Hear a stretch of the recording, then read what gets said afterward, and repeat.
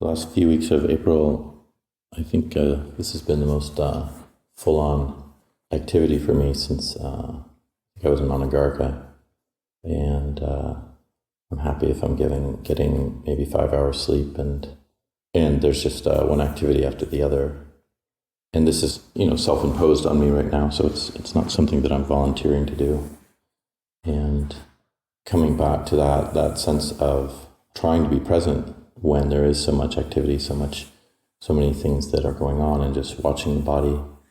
And we get this reflection all the time, but when we have so many tasks to do, it's just so easy for the mind to slip off. Just like the mindfulness becomes just like water off a duck's back, it just slips away. And so it's just so important for us to keep reminding ourselves, this is the sati, the sense of remembering what our duty is, what our task is. And it's not just to do tasks, it's to continue to bring ourselves back to our own experience so we can continue to see where we're making mistakes and where the suffering is coming from, how we're causing that within our own minds.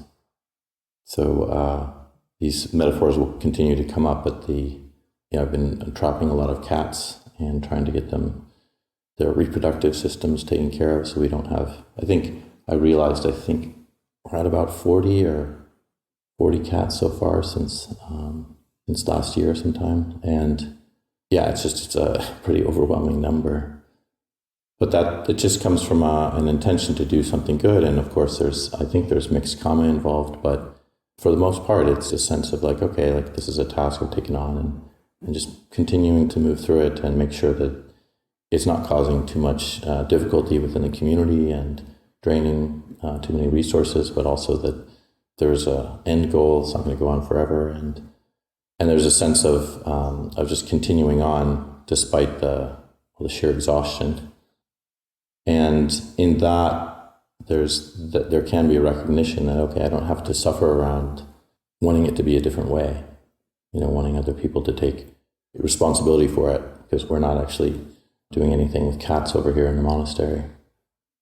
And so it's that kind of continual coming back to there's no reason to suffer around these experiences, whether it's feeling too busy or feeling bored or feeling one shouldn't be doing something, and just remembering that our task is always to be attempting to understand how we alleviate our own suffering and not to create more.